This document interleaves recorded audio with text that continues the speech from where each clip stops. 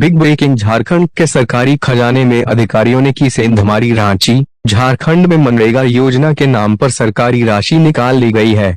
इस गड़बड़झाला का खुलासा तब हुआ जब ग्रामीण विकास विभाग के द्वारा सोशल ऑडिट हुआ। इस ऑडिट में पता चला कि योजना को धरातल पर उतारे बिना ही राशि की निकासी कर ली गई है। ग्रामीण विकास विभाग के द्वारा किए गए सोशल ऑडिट में करीब 51 करोड़ रुपए की लूट का खुलासा हुआ है। सबसे ज्यादा गढ़वा पलामू में राशि लूट की बात सामने आई है। विभागीय मंत्री आलमगीर आलम ने राशि की रिकवरी और संबंधित अधिकारियों पर कार्रवाई की बात कही है। झारखंड में फिर से एक बार फिर योजना के नाम पर गड़बड़झाला प्रकाश में आया है। मनरेगा योजना के नाम पर राशि की लूट का खुलासा ग्रामीण विकास विभाग के सोशल ऑडिट में हुआ है।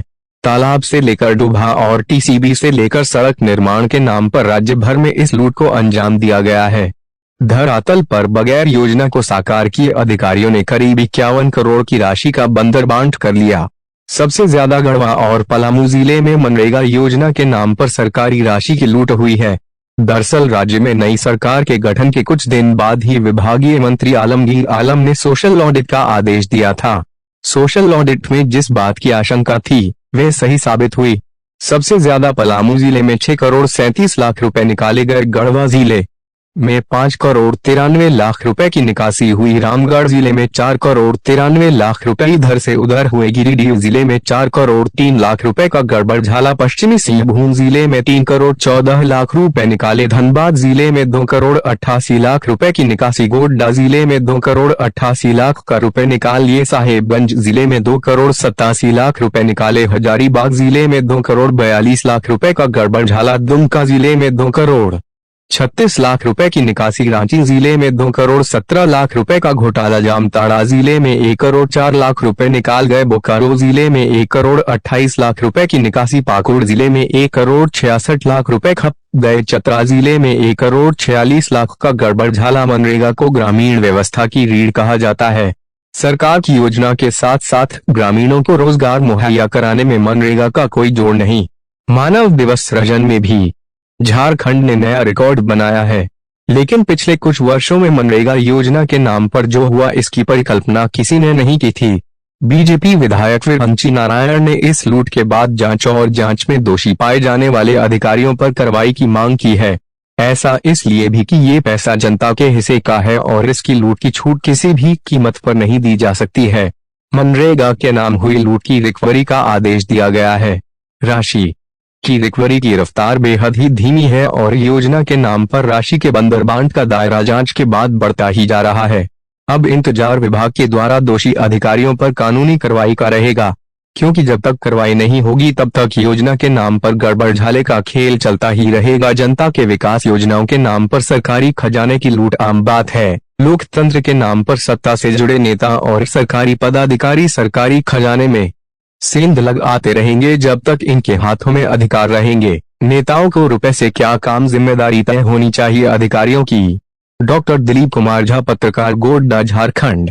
चारा घोटाला, कोयला घोटाला, अलकतरा घोटाला, चिटफंड घोटाला, बैंक घोटाला, राशन घोटाला, शिक्षा घोटाला, यहाँ तक कि डिग्री और नियुक्ति में घोटाला। संसद, जिसे हम आम जनता इंसाफ का मंदिर के तौर पर देखते हैं, वहां भी सांसदों की खरीद बिक्री हुई और झारखंड से ही चुने गए 4 सांसद बिक गए थे घोटालों से। नेता और अधिकारी मालामाल, लुटी टूटी जनता बेहाल और परेशान। आज सिर्फ एक राज्य झारखंड की बात करते हैं जिसके हर विभाग में घोटाले ही घोटाले हुए हैं। जब से बिहार और झारखंड दोनों राज्य एक साथ थे तब से लेकर आज तक घोटालों की रफ्तार में कोई कमी नहीं आई। इन घोटालों के लिए जिम्मेदार आम जनता नहीं, ये जनता के द्वारा चुने गए जनवरी प्रतिनिधि हैं और सरकार के साथ चल रहे अधिकारी घोटाले प्रारंभ से जारी हैं हर प्रांत में और ये खेल धड़ल्ले से आज तक चल रहा है। विभागीय जांच हुई, सारे देश में चर्चा हुई, मामला न्यायालय तक पहुंची। अरबों रुपए खाकर कुछ वर्ष जेल में बिताकर जमानत पर निकलकर फिर वही लोग सत्ता के खेल में शामिल हो जाते हैं और सत्ता मिलते ही या सत्ता में बैठे लोगों से मिलकर अपनी राजनीति चमकाते रहते हैं। न इनको फांसी होती है न इनको सजा। जेल में भी सभी सुख सुविधाओं के साथ शान और ठाठ से जिंदगी बिताते हैं। जेपीएससी घोटाले में नियुक्त पदाधिकारी आज भी आराम से फेंको न्यायपालिका से मुकदमे जीतकर अधिकारी बने हुए हैं। योग्य और ईमानदार अभ्यर्थी चाय पान ठेले लगाकर अपनी योग्यता की प्रमाण पत्र को चूल्हे में डालकर अपना अनाज पकाकर पेट भरने को मजबूर हैं। जिसकी भी सरकार बनी उसी ने अपने प्रभाव से योग्य व्यक्तियों की अनदेखी की, गरीबों को धोखे में रखा और पैसे और पैरवी के बल पर अयोग्य उम्मीदवारों का चयन किया। अधिकारी भी नेताओं के साथ मिलकर राज्य और देश की जनता को लूटते रहे। आज मनरेगा घोटाला सामने आई है, जिसमें अरबों रुपए की लूट सिर्फ झारखंड राज्य में हुई है, जो सबसे सरकार की महत्वाकांक्षी योजना है, जिसके लिए प्रधानमंत्री और तमाम विपक्ष भी इस योजना के नाम की माला जाप करते हैं। राज्य के मंत्री आलमगीर आलम ने इस बात को स्वीकारा कि घोटाले हुए हैं। ग्रामीण विकास विभाग के सोशल ऑडिट होने के बाद मंत्री का बयान सामने आया है और बाकायदा एक लिस्ट जारी कर बताया गया है कि राज्य के किस जिले में कितनी राशि गबन हुई है। उसमें गोड्डा जिला भी शामिल है। पदाधिकारी चले गए बदलकर, नेता की सत्ता से वापसी होगी, लेकिन जनता वहीं की वहीं है और सर पर हाथ रखकर सोच रही है क्या सब चोर ही है इस लोकतंत्र के नाम पर राजनीति करने वाले।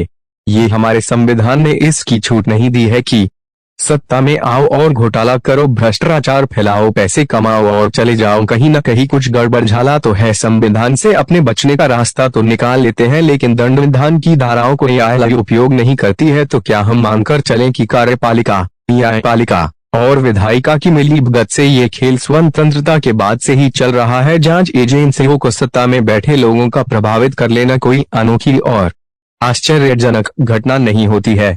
आखिर आम जनता अब किसकी ईमानदारी पर विश्वास करे और किस पर संदेह? सभी तो उसी धुलाई मशीन से निकलते हैं जिसका नाम लोकतंत्र है। उसमें पाउडर, चोरी, मकारी, लूट, हत्या, भ्रष्टाचार के साथ धन की घोल बनाकर उसे साफ करने की जगह और गाढ़ा लेप देकर उन्हें निकालते हैं। निर्दलीय विधायक मधु कोड़ा मुख्यमंत्री झारखंड बने, जिसे समर्थन मिला अन्य पार्टियों का, वो सबसे बड़े घोटालेबाज निकले, जिनकी एक मिनट की कमाई उस वक्त 25 लाख हुई। अब आप किसकी शरण में जाएंगे? न्यायपालिका की लालू यादव पूर्व मुख्यमंत्री बिहार 10,000 करोड़ रुपए के आरोपी निकले। जांच एजेंसियों का लंबा समय खींचा और 20 साल बाद 5 साल के लिए जेल गए। सभी सुख सुविधाओं के साथ फिर कोर्ट का चक्कर चला। जमानत, पेरोल और स्वास्थ्य को लेकर हॉस्पिटल चले आए, जहां नर्स, डॉक्टर और सेवक उनकी सेवा में लगे रहे। मोबाइल की सुविधा मिलती रही। एक आम आदमी की जिंदगी की हालत देखिए। वो जिंदगी भर के लिए ऐसी जेल जाना पसंद करेगा, लेकिन एक आम आदमी सरकार का ऋण नहीं चुका पाने की वजह से आत्महत्या करने पर मजबूर हो जाता है और वो मरना बेहतर समझता है जेल जाने की जगह। यही फर्क है एक आम आदमी में और लोकतंत्र को चलाने वाले में। 1000 रुपए के गबन और भ्रष्टाचार पर नौकरी जाती है, जेल जाते हैं। अगर पैसा और पैरवी नहीं तो आप जिंदगी भर जेल में एड़ियां रगड़ते हुए मर जाएंगे। ये